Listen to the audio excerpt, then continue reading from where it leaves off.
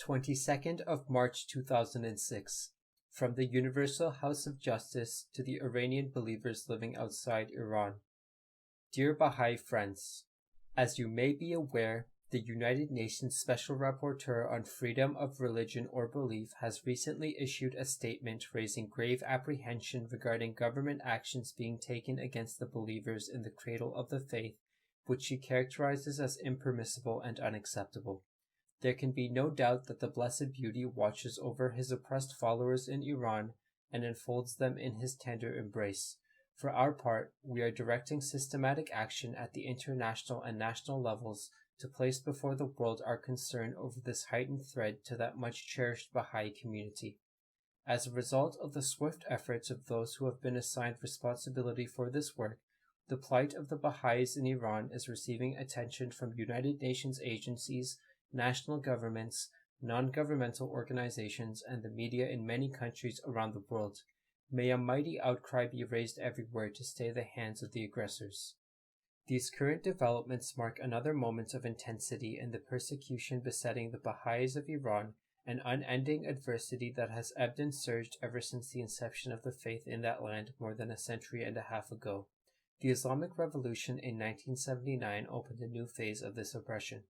When in recent years the pressures on the Friends seemed to lessen, they decided to join with their fellow believers throughout the rest of the world in establishing the Institute process in their country. In November 2003, we addressed a message to the Baha'is of Iran in which we expressed our admiration and that of the Baha'i world for their steadfastness in the face of continuous persecution and focused their attention on the spiritual enterprise Baha'u'llah himself has assigned to them. A year later, they addressed a letter to the former president seeking redress for the long-standing infringement of their human and civil rights. The response of the authorities to all of this was to instigate a spate of arbitrary arrests and detentions. With the most recent political changes in the country, the situation has further deteriorated. The government demanded the institute be suspended, an order with which the community complied. Yet the believers cannot submit to unacceptable demands nor succumb to the pressures of the enemies of the faith to entirely suspend their personal teaching efforts. Teaching is, after all, an indispensable duty enjoined by Baha'u'llah on his followers. Moreover, on the exigency of teaching, Abdu'l-Baha has stated that no complete cessation of effort is permissible, for in that case the divine assistance shall be entirely cut off. Indeed, proclaiming one's religious belief to others is an individual right upheld by the International Covenant on Civil and Political Rights. Teaching efforts are the only way to combat the distortion circulating about the faith and to preserve the community. Of course, in carrying out this duty, the believers are conscious of the need to act with wisdom and are naturally using the spiritual insights and skills they have gained through the Institute process. The peril surrounding the believers has mounted to a scale not witnessed since the early 1980s. All signs indicate that the authorities are redoubling efforts to strangle the Baha'i community by implementing the nefarious strategy originally set forth in a secret document issued in 1991 by the Supreme Revolutionary Cultural Council of the Islamic Republic of Iran, which was signed by Hujjatul Islam Sayyid Muhammad Golpaighani, Secretary of the Council, and approved by the leader of the Islamic Republic of Iran, Ayatollah Ali Khamenei. From late October to the end of November 2005 alone, the influential Tehran newspaper Kayhan ran dozens of articles attacking the Baha'i faith. During this same period, the national radio network began a weekly series of programs with similar focus and intent. The faith was likewise attacked in television broadcasts and on the internet. The odious fabrications about the faith, its central figures, and its adherents disseminated through these media could have no purpose but to foment suspicion and hatred. The campaign of propaganda against the faith, recent reports of an escalation in the harassment of individual Baha'is throughout the country, efforts undertaken by the Association of Chambers of Commerce, Ittihad Asnaf, to compile a list of Baha'is in every type of trade and employment, and the fears voiced by the Special Rapporteur that instructions to identify persons who adhere to the Baha'i faith and monitor their activities will be used as a basis for the increased persecution of and discrimination against members of the Baha'i faith in violation of international standards, when viewed together, heightened apprehension about the intentions of the perpetrators of these acts. For 3 decades now, The Iranian Baha'is have received unfailing encouragement and support from the friends in Iran who have managed the affairs of the Baha'i community wisely and effectively in the absence of a national spiritual assembly and have bolstered the spirits of the believers in a manner that has earned our profound appreciation. The believers' steadfast loyalty to the cause in the face of the tumult that engulfs their community is a deep source of pride for the Baha'i world. Confident in the protection that envelops them, the Baha'is continue to discharge their spiritual obligations with courage, determination, and a depth of commitment that evokes our highest praise. Their willingness to endure untold hardship for the sake of upholding divine principles and the rights of the Baha'i community in the cradle of the faith propels that land onward toward the glorious destiny foreshadowed in our sacred writings. They are the fitting heirs of their spiritual forebears, who were extolled by the Blessed Beauty in words such as these.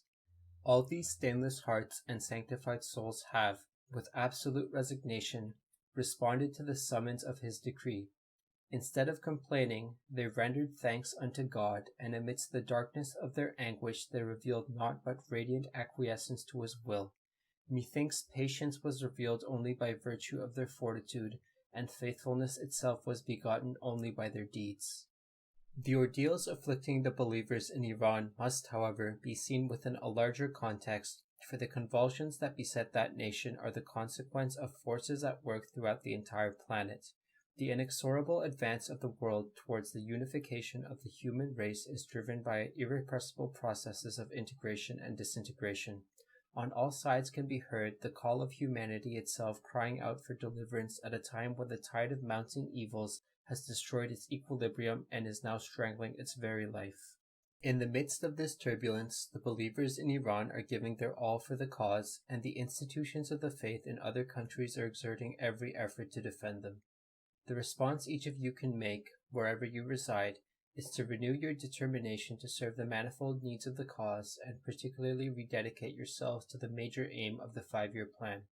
Through the core activities of the plan, you have the possibility to intimately engage receptive souls, including, as appropriate, those among your trusted compatriots, expose them to the Word of God, confirm them in the faith, and guide their steps in initial acts of service.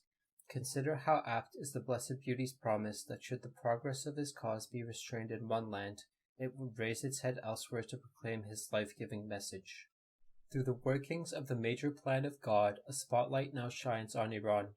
In prior ages, through the impetus of the teachings of Zoroaster and Muhammad, her citizens applied spiritual principles to build a nation whose power and glory, Abdu'l-Baha explains, shone out like the morning above the world's horizons. She was as the pivot of the world, she was the source and center of sciences and arts, the wellspring of great inventions and discoveries, the rich mine of human virtues and perfections. The intellect, the wisdom of the individual members of this excellent nation dazzled the minds of other peoples. The brilliance and perceptive genius that characterized all this noble race aroused the envy of the whole world.